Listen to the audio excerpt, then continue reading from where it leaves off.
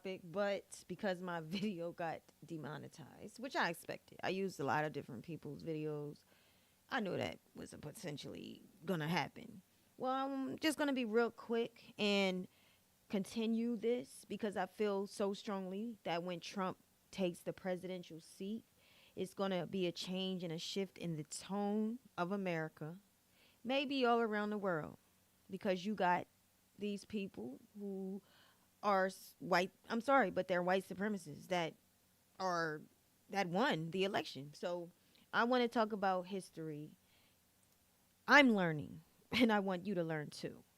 This is why black people are mad a lot of times. Sometimes we forget the actual events in history, but we know in our subconscious mind, we remember the things that we read about, the videos we watched, the stories our people's talked about. So when people like this one, and I'm going to bring her up again. Wait a minute. This one, Latina Linda Catalina. When she says things like this is election day, November 8th. Here's what she said. Wait a minute. Maybe that was a few days after election day this year. She said, blacks are just mad that Latinos don't want to live in a low vibrational state of fear like they live in. They want all minorities to be stuck in the past like them, hate white people, and follow their lead, or else they turn on you. F that. That's why I've never been an ally. Okay, so that's what she said. And I'm just wanting you to know it's way deeper than this. It's not that we want you to be stuck, okay? What I see and what I am boldly going to state, black people are more God-like than any other type of people born. And no, let's retract a little bit. Jewish, we're going to never take that away because Israel and Jewish obviously are blood-born of God. But you got to admit that black people come up out of that heritage. I mean, we are the most hated people. But we are the kindest people. We are the most open people to every race. We put everybody on. So, no, it's not that we want you to be stuck with us. But we can't forget the things that's happened. So I want to show, and I'm not monetizing this because we already know it might get, we'll see. If it gets there, we might get monetized. But I don't know because it's somebody else's video. Now, there are cities that were drowned, flooded. The government would actually flood. They would actually poke dams in the ground to flood out wealthy cities that black Americans have built after the Civil War, after slavery. This is what happened. You know, Black Wall Street. That's a popular one. Black Wall Street in Tulsa, Oklahoma.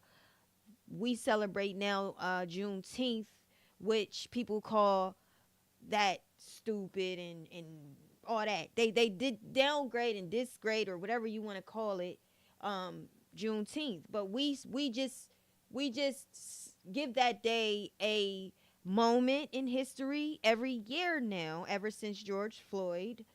That was a national holiday. Some jobs will let you not work that day. It's in remembrance, and this is the point I'm making. Our people's cities was drowned underwater. The economic infrastructure for us was at demise. Every single time a black American would reach a wealth status, educational status, they took it from them. This is why we mad. This is why I will never stop talking about it. I never let it go, and I will never get over it. Okay? Here is a video of this. Whoever wrote the video and put it out did an excellent job of telling you some history. So let's get into it. Let's rewind it. Yeah, let's get into it. Imagine standing near a quiet, peaceful lake as you watch the sunset fall into the calm waters. It's tranquil, almost serene, until you realize the dark secret that's hidden beneath the beautiful surface. What if I told you that an entire city is beneath those waters? You heard me right. Not just any town, but a black community that was once thriving. It wasn't a mistake. These cities were wiped away deliberately, and its story was buried under decades of silence. This isn't some haunting historical tale from the past, but the reality of over 200 black cities across the United States. These cities were places where black families who came fresh from the horrors of slavery dared to dream of a better future. They built an entire town that had homes, schools, and businesses that stood as symbols of hope and resilience. Shalom. But what happened next is shocking. These communities became targets of resentment and destruction. The supremacy didn't just want to suppress black success, but also wanted to erase it from existence. This is Amazon's new money-making app. Let me show you how it works. That app is called... It is And so, under the guise of progress, the government stepped in, flooding these communities and drowning their stories, their legacies, and their dreams beneath the waters. Why would the government do this? And how could such a deliberate act of erasure happen on such a large scale? This isn't just a story of lakes and dams, but one that was inspired by racism as a weapon against black progress. This is a dark chapter in history that most people are not familiar with, a deliberate attempt to ensure these black cities were wiped away and forever forgotten. In this video, we're exposing these hidden stories and bringing them to light. Get comfortable as we dive into the depths of America's water to uncover how systemic racism led to the literal and figurative drowning of black progress. Before we dive in, like this video and subscribe to this channel. Let's dive in. To truly understand what led to the drowning of these black cities, we must first know what they represented: resilience, innovation, and hope. After the Civil War, when the slaves became free, black Americans found themselves in a tight situation. Freedom had been declared, but equality was far from reality. Many former slaves and their descendants sought refuge in building their community where they could excel and be free from the oppression of the whites. From the late 19th century to the early 20th century, these black communities had made significant progress. Some towns like Greenwood in Tulsa, Oklahoma, which is popularly known as Black Wall Street, and Eatonville, Florida, rose as beacons of success. Beyond being residential settlements, they were centers of innovation. Schools were established, businesses prospered, and black Americans proved that they could achieve greatness despite the odds stacked against them and the challenges that dropped their back to the ground. But their success did not just pass by like the wind. It attracted the interest of the whites, and it became a threat. White neighbors became envious, and a deeply ingrained belief in black inferiority and a growing resentment. How could a people they once enslaved now exceed them in wealth, education, and influence? Systemic racism became a lifestyle. The same government that promised freedom and justice for the people began to create laws and policies designed to frustrate the progress of blacks. Jim Crow laws promoted segregation and denied black citizens of their fundamental rights. These policies ensured black families couldn't buy homes in prosperous neighborhoods, sidelining them from wealth-building opportunities. Despite these barriers, black communities continued to progress. During the early 1900s, many of these towns were entirely independent. Banks owned by blacks, schools, hospitals, and churches provided everything their residents needed. But their prosperity came at a dangerous cost. They became targets. White supremacists unleashed acts of violence, and entire towns were burned to the ground during race massacres. As if the violence wasn't enough, they employed a new measure of destruction, one that disguised to be progress. Infrastructure projects like dams, reservoirs, and lakes became tools of oppression. Under the pretense of public good, governments declared eminent domain that forced black families off their land. These communities that were built on dreams and hard work were drowned and erased from the map and memory of people. What we see today as tranquil bodies of water were thriving centers of black excellence. The question is, why hasn't history remembered them? Why were their stories given a blind eye? The answer lies in the intentional act of systemic racism. This act was determined to harm black communities and to ensure their successes were forgotten.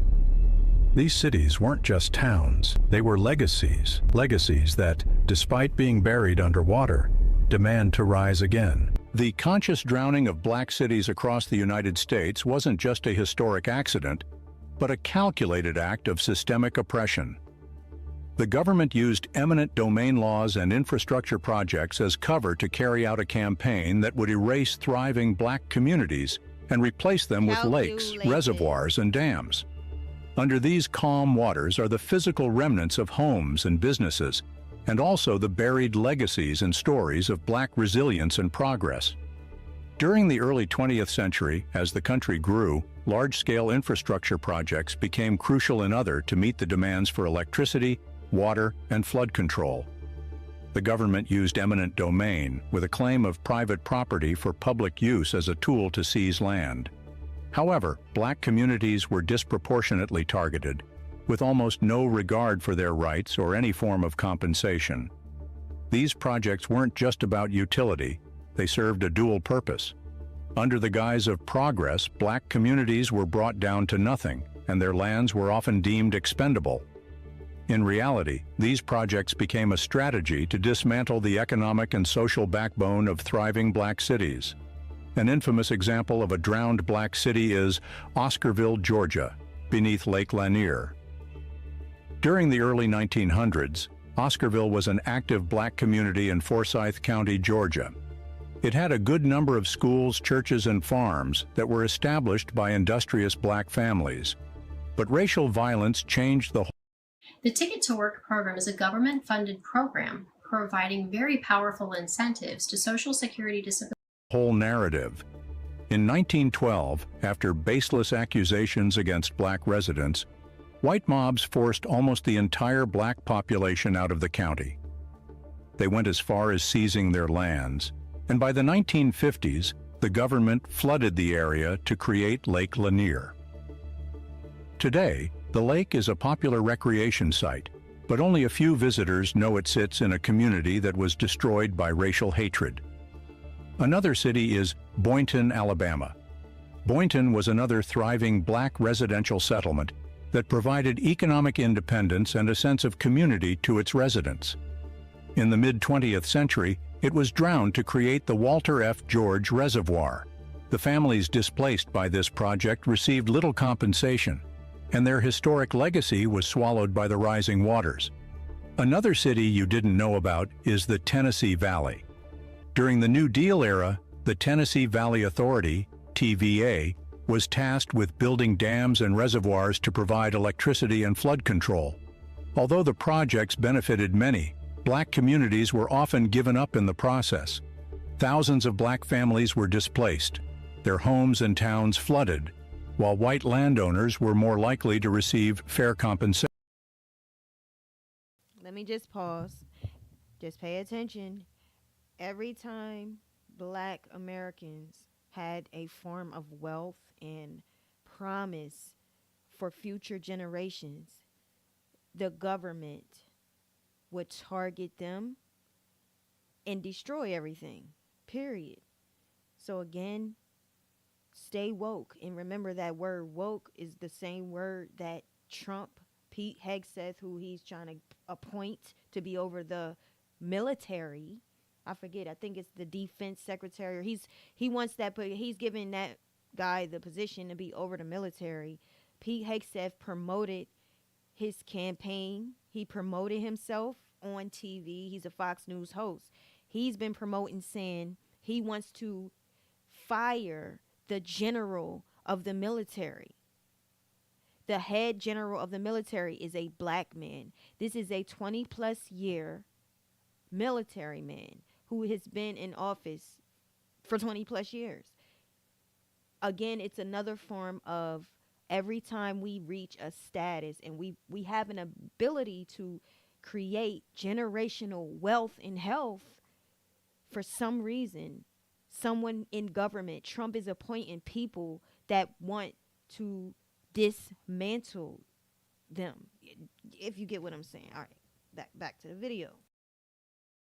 The government not only facilitated the destruction of black cities, but actively ensured their stories were buried. Records of these communities were rarely preserved, and the descendants of displaced families were left without a voice. The establishment of these lakes and reservoirs wasn't a random act of development, but an intentional choice that prioritized white progress over black lives. In many scenarios, the displacement was accompanied by violent intimidation. Black residents were often given short notice before being evicted. Those who resisted were threatened, or even worse, just to make them comply through fear. Before the flooding of these communities, many were already under siege. Incidents of racial violence like the 1921 Tulsa Race Massacre and the 1919 Red Summer created an environment where black towns became vulnerable.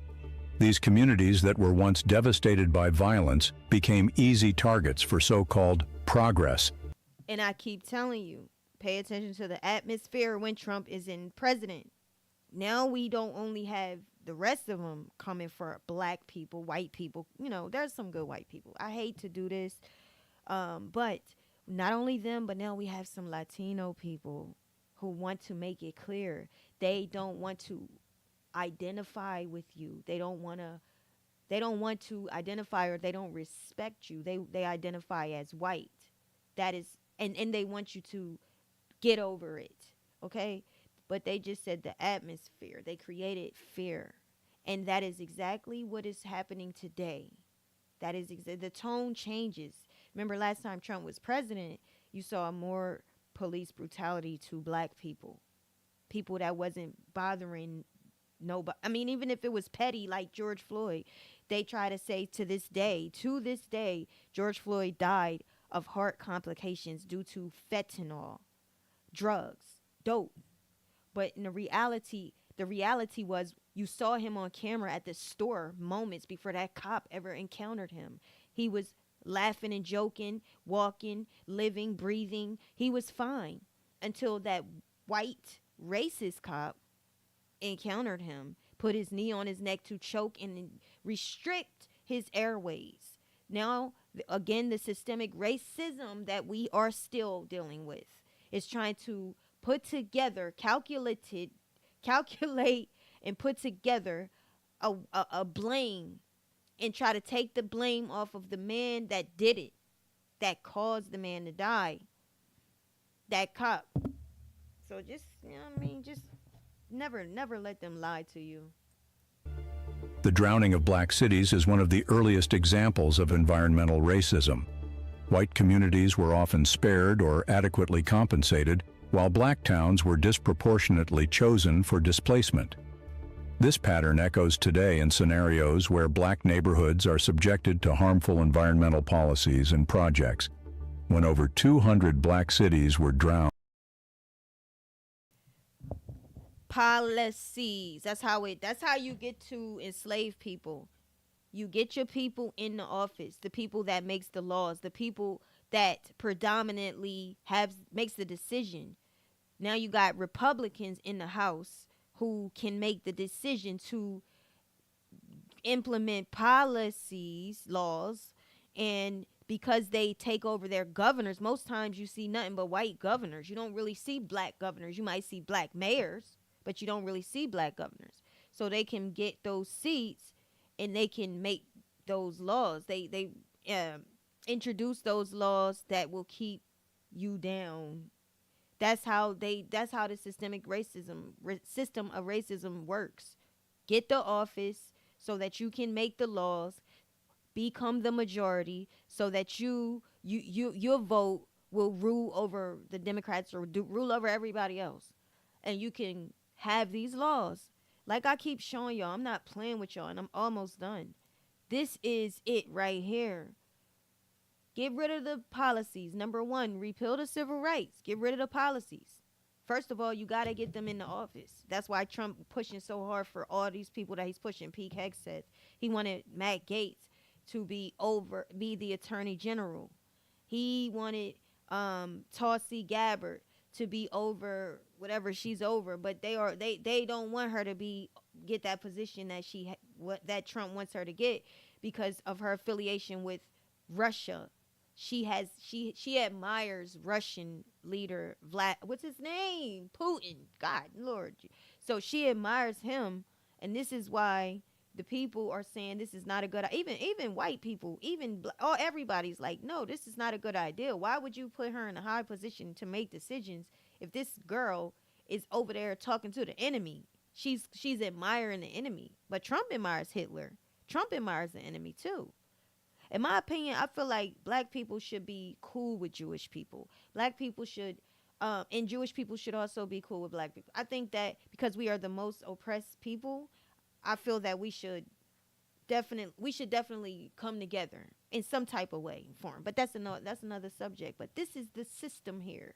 This is what they do. Get rid of the policy, dismantle diversity, equity, and inclusion, and the rest of it. Period. That's what they do to keep. Under the umbrella of progress, the consequences of the destruction went far beyond the physical effects. These weren't just towns submerged underwater, but aspirations of vibrant communities, symbols of black resilience, and the embodiment of dreams that refused to die after centuries of enslavement. What was lost in these acts of systemic racism still haunts us today and shapes the reality of racial inequality in America. These floods robbed black families of their wealth, land, homes, and businesses, never to be gotten back. The story of drowned black cities is more than just a historical tragedy. This exemplifies how systemic racism used infrastructure as a weapon and destroyed the dreams and aspirations of many. Think about this. For many white Americans, land ownership has historically been the cornerstone of generational wealth. It enables them to build equity, send their children to college, and pass down resources. For black Americans in these drowned cities, those opportunities were destroyed. This resulted in a widening racial wealth gap that persists even today. Black families were forced to start over with little to no compensation. They found themselves trapped in cycles of poverty. Their dreams of upward mobility were replaced with the harsh reality of systemic exclusion. For the descendants of these displaced families, the trauma ate deep into their emotions. Many grew up hearing stories of the cities that once stood. Their parents or grandparents spoke about the vibrant communities that turned into ghost towns. These stories inflict a sense of loss that's hard to quantify. A loss of a tangible heritage, of a physical connection to their ancestors, and of the pride that comes from knowing their people built something extraordinary in the face of oppression. Black neighborhoods are still disproportionately targeted for destruction or redevelopment, usually under the guise of progress. Highways are being built through historic black districts. Toxic industries are situated near black communities. Though the approach may have evolved, the intention remains the same. The waters may have covered the land, but they can never erase the truth. It's time to let these stories rise to the surface for the sake of justice and remembrance of those who were affected. In recent years, researchers have begun to dig deep into the fragmented records of these lost communities. They are revealing the location and the true story behind these cities that were erased from the archived maps. For example, Oscarville, Georgia, once dismissed as folklore, has been rediscovered through archival digging. Historians have found clear evidence of thriving black businesses and farmland that were submerged to create Lake Lanier. Similarly, the history of Seneca Village, which was a predominantly black settlement in what is now Central Park in New York City, has been unearthed, opposing the narrative that the park was built on empty land. Technology has also become a powerful tool for rediscovering these histories. Wow. Underwater Central Park. Archaeologists are using sonar technology to locate submerged towns, while digital platforms are creating virtual recreations of these communities. Projects like these bring the past to life and also ensure that these stories are preserved for future generations. Memorials and documentaries are also shedding light on these forgotten towns. Some community leaders and descendants are hosting events to honor the memory of their ancestors and ensure that the legacy of these communities doesn't go extinct.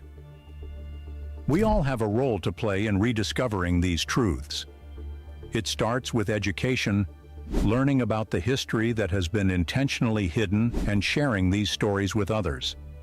It continues with advocacy, supporting the efforts of historians, activists, and descendants who are fighting to preserve these legacies. It forces us to confront the question, what can be done to repair the damage inflicted on these communities and their descendants? We'd love to hear your thoughts in the comments. Well, I thought that video was very educational. And I think I'm gonna, well, I try to put more history out there, black history, because I'm a black woman.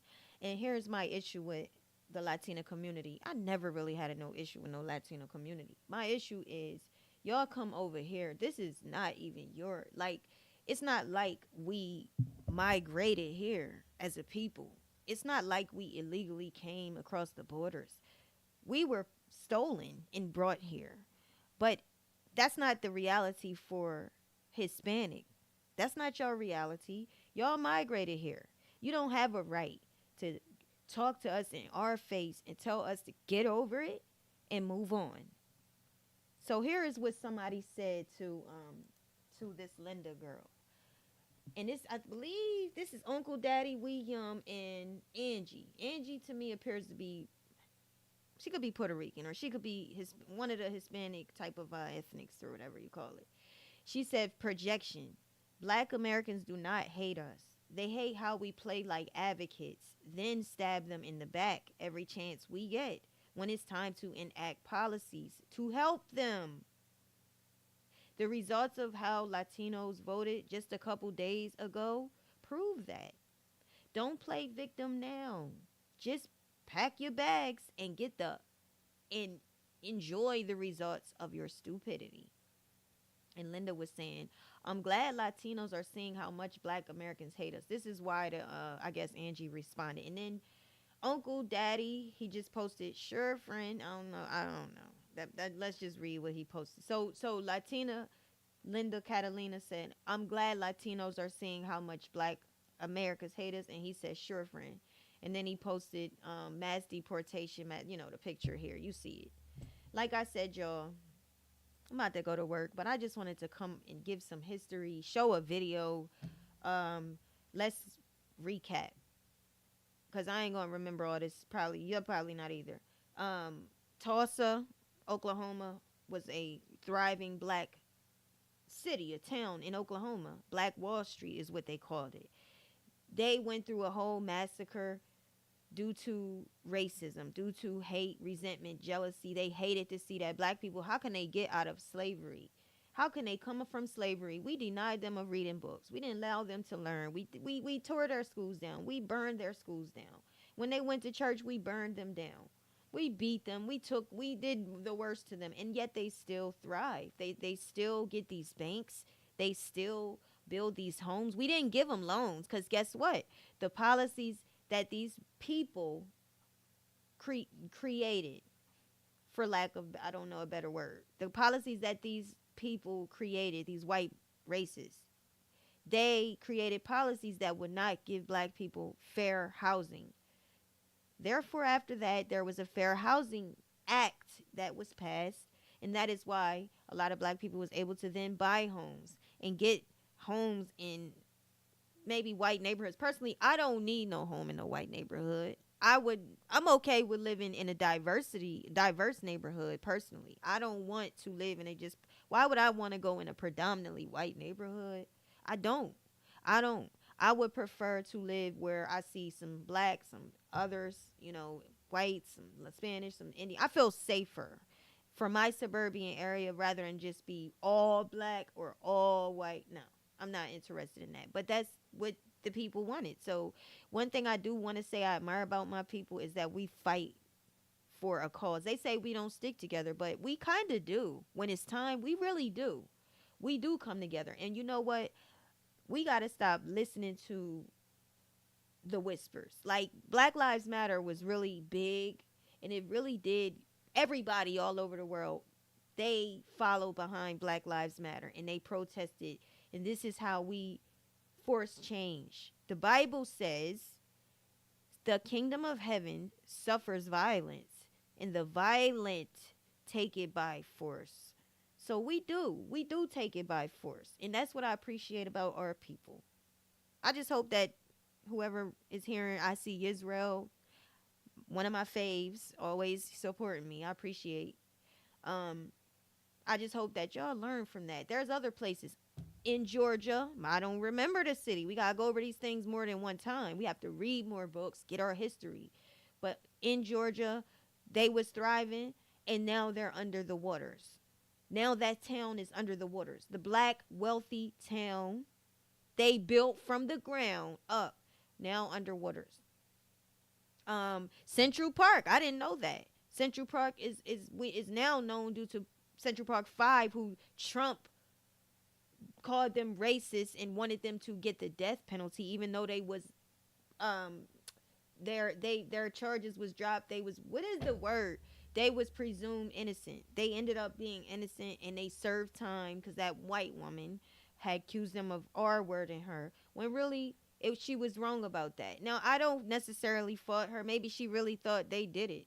I don't think she would do I don't know. I watched Dr. Phil. She came on the show, and she talked and met with Central Park 5. They cried. They apologized. However, that's just what's going on. And I wanted us to, we need history. We need to know what's happening. Now,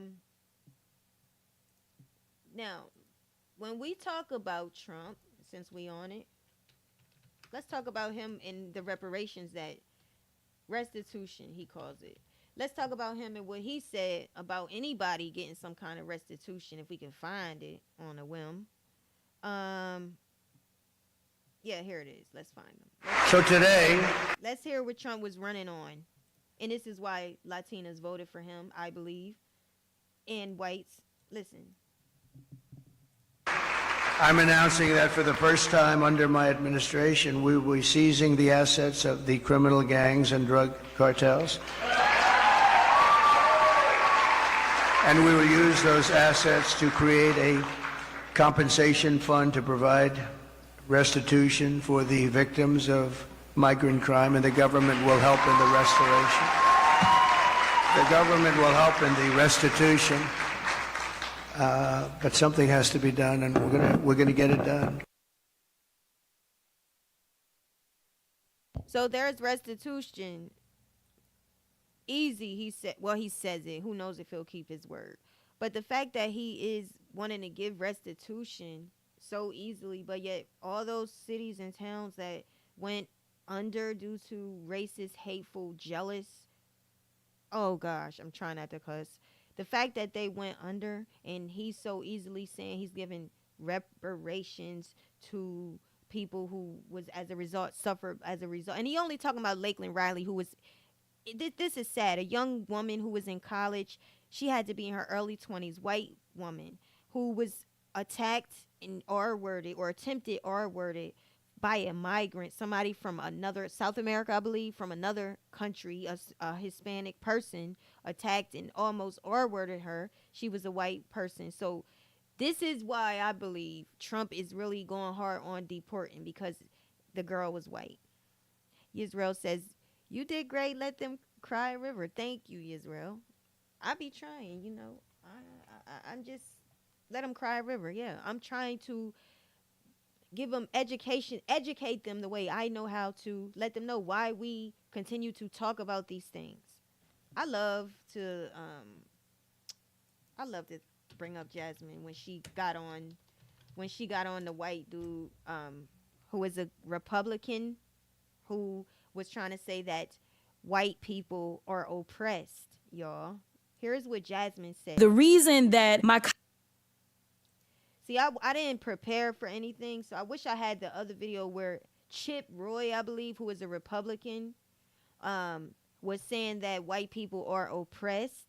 You know, he's saying they're oppressed because you know how black people always say black things, black this, black that, and we never get, we can say it. We are okay to say it. It's okay. But when they want to be able to call you the N-word, I believe. They want to be able to say nigger this, nigger that.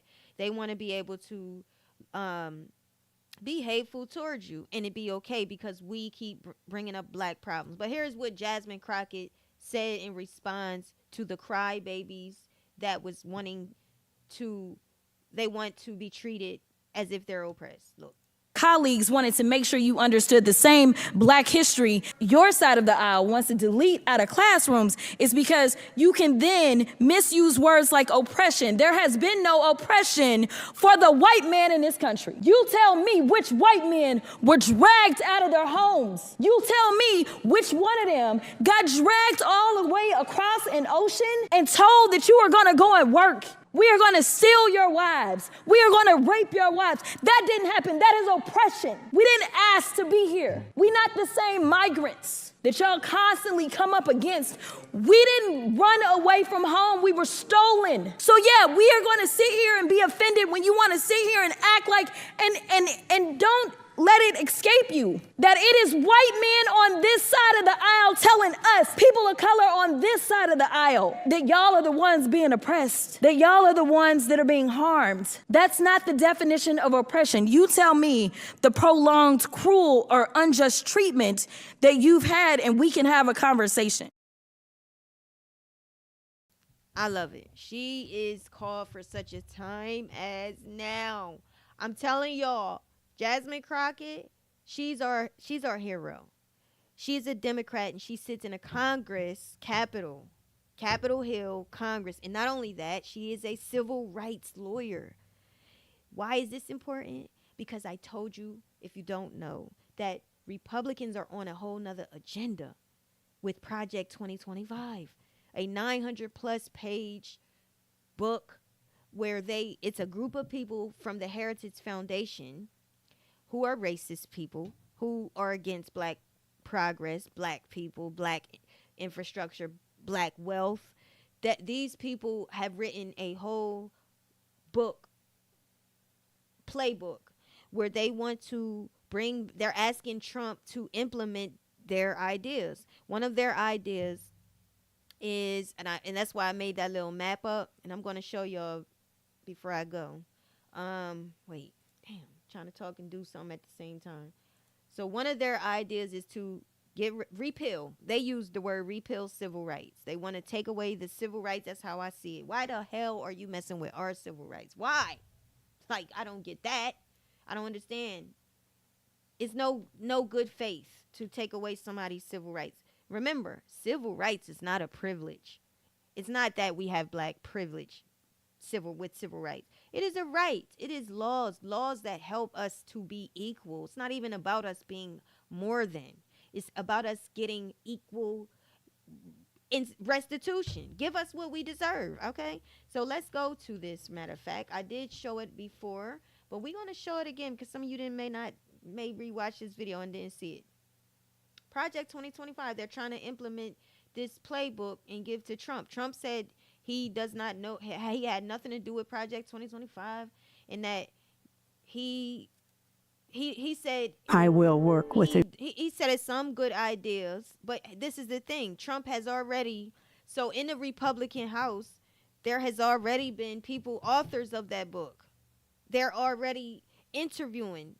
Like when they come to Congress, they sit down in the people, both sides, Republicans, Democrats, they ask them questions. They interview these people. They're already trying to pass laws to get rid of DEI, diversity, equity, and inclusion. Why would someone do that? Now, I know there's the agenda, the homosexual agenda that they are against. See, and this is the thing. It's funny that everybody gets to eat off of our civil rights. It's funny that every race gets to eat off of that. Latinos get to eat off of our civil rights, and yet they the ones telling us to our face that they don't identify with us and that we want them to be oppressed like them and stuck. But yet they use our civil rights that our ancestors fought for. Why don't y'all fight for some stuff? Oh, I know. They did say they was going to fight the illegal aliens that have to get deported. They said they was going to fight that. So now they want to show their fighter spirit and they want to fight back. But you fighting back, to me, it's a losing battle. If somebody illegally came in a country, but y'all voted for your oppressor. You voted for the one that ran saying that he was going to deport. He's saying that he's going to drill, He building walls to keep you out, and yet you go vote for him. and you call the one that let you in this country, gave you benefits and features, the one that gave you all that, debit cards, prepaid debit cards, gave you a nice house, a crib, that gave you any option of how you want to get around. They said, the girl said that she was offered a plane ticket. She could have took a bus or a train to get from anywhere in the United States. This is an illegal alien, whatever you call it, undocumented person that came illegally across the border. Biden and Kamala gave them too much. They gave them a lot, and they still didn't vote for them. They basically pissed on the person that helped them. You would think that they would vote for the one that helped them come here and would have helped them get their green card, their citizenship. But no, they voted for the one that has been telling them that they're going to deport them. Anything to distance and be disconnected from black people, huh? So don't eat off the things that our people fought for and that we fight for. You see Jasmine Crockett? That's a fight. That is a fight on her side of the aisle. That is what you call modern day fighting. She's in that house and she's telling them, no, I'm not voting for this. I'm not promoting this. And what you're trying to do is wrong. All right, so Project 2025, in case you didn't see it, here's what they're trying to implement. Right? Let's get to what they're trying to put through. I've heard of Project 2025 and I've read inserts of Project 2025. No, I haven't. Actually, I haven't heard about it at all. No, I haven't heard about it. I just heard Project 2025 was something that wasn't for us or something to try to eliminate us slowly but surely. I could be wrong, but I know it ain't nothing good for us. Whoa, whoa, whoa, whoa, whoa. Hello, my name is Tyrone Howard, Professor of Education at UCLA. And what I'd like to bring to your attention are some of the concerning and disturbing aspects of Project 2025 that we in the Black community should be concerned about. Federal education policy should be limited, and ultimately, the Federal Department of Education should be eliminated. That's number one. That's one of the things they wrote in Project 2025. And if you notice, Trump has been saying he's going to stop funding public school. So for somebody that don't know nothing about Project 2025, he's heard of it, but he doesn't like it. Some things are good. That's what Trump said. Why is he uttering the same words that Project 2025 is uttering? Eliminate school. Didn't they do that to us before the Civil War? Didn't they do that to our people? How is it that our people ends up coming at the lower spectrum of education? Because they kept education from us. Easy. And that is exactly what they want to do. Remember, it's a cycle. They're doing a cycle of behavior. Just like you eliminate public education, stop the federal government, stop giving money to public schools, which is already suffering. Then get rid of Black history in the school. Stop teaching our kids about the traumatic, tragic things they did. Drowning the cities, the wealthy Black cities we just watched, the videos. Just get rid of Black history so that nobody knows about Lake Lanier. And that it's really the government flooding a Black-owned city. So if they don't know, then you just imagine your grandchildren, when we long gone, your grandchildren don't know this stuff. Can't they enslave you again if you don't know? So, yeah, that if for somebody that don't know about Project 2025, how is it that he is now he wants to eliminate education? Outrageous. That's just complete nonsense. There's no clarity here as to what this really means. Are we eliminating resources? Are we eliminating things? And who is this being eliminated for? There's already a shortage of resources that young Black kids get. What are we going to do if we don't provide the same education resources for everyone? I think Project 2025 is something that's going to set us back about 20 years. Wow. I don't think enough people are educated on just how bad this 2025 thing is. We live in a world full of media streams, social platforms, and devices. Eliminate critical race they're dumb. They call everybody else dumb, right? But critical race theory is not taught in kindergarten. It's not taught in high school. It's taught in college. So this shows how ignorant they are to call everybody else stupid and ignorant. But it's not taught. But they want to eliminate critical race theory. Again, it's every time, if you notice, they always, their talking points is always going to target one group of people. That's obsession. That's called obsessed. Discussions around race and racism are now being eliminated, which to me is erasing a core part of our history. Black history is just not black history. It's the history. It's the history. It's not just black history, because you can't go back in history and not find black people. You're trying to erase the history, but you're not willing to necessarily erase the legislation that holds us down on a day-to-day basis. Got it. Insane. Okay. Cool. That's a wicked game that they're playing. I feel like they're trying to just disintegrate everything, and I don't appreciate that. No, this is crazy. This is actually crazy. This is worse than the other one. It's overwhelming. I can't believe someone actually took the time to put together this document that is, it's absurd. It's absurd. The death penalty has always been highly problematic because a disproportionate number of people who are on death row are black men. This would ensure their instant death. No, I don't vote for genocide. I don't vote for genocide. I don't vote for black men being executed inappropriately and untimely. I don't vote for any of that, never have. I don't believe in the death penalty personally. I feel what he say, vengeance is not ours, it's his. This is the same group that believes that the lives of, would-be children are considered. And then to become like judicial hitmen, right?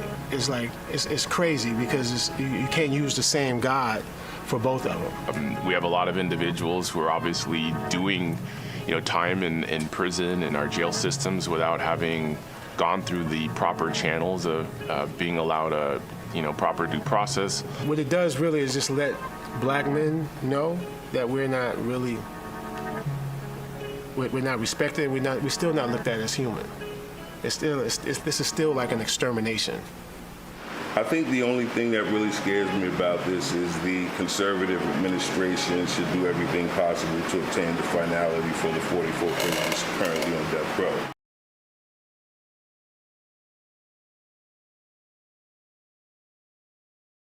I'm about to go, but I want to read this. It says, enforce the death penalty where appropriate and applicable. Capital punishment is a sensitive matter, and it should be, but the current crime wave makes deference vital at the federal, state, and local levels. However, providing this punishment without ever enforcing it provides justice neither for the victims' families nor for the defendant. So keep in mind that Luigi Mangione, this white young guy who just killed United Healthcare CEO, another white, rich, wealthy man. So if you want to put the death penalty out there, then why is this man being praised out here? Remember Kyle Rittenhouse, 17-year-old, killed with a military-style weapon, a big weapon. He slaughtered a man during a George Floyd protest. He got in. He was not legally able to even have a gun license. He didn't have a gun license. But he was given water by a cop. He was cool with the cop. They gave him a bottle of water. This guy, he got acquitted for murder, and Trump praised him.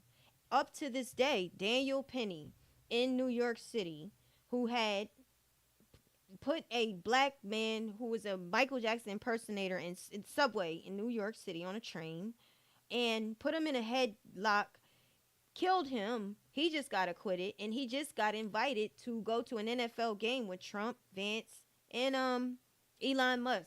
I think Elon was there. Elon invited him to the NFL game. How about JD? No, one of them. I think Elon invited him to the inauguration on the 20th. So this is how they treat these murderers, these cold-blooded murderers. And yet these same people want to enforce the death penalty. So does that apply to them? Why are they getting acquitted?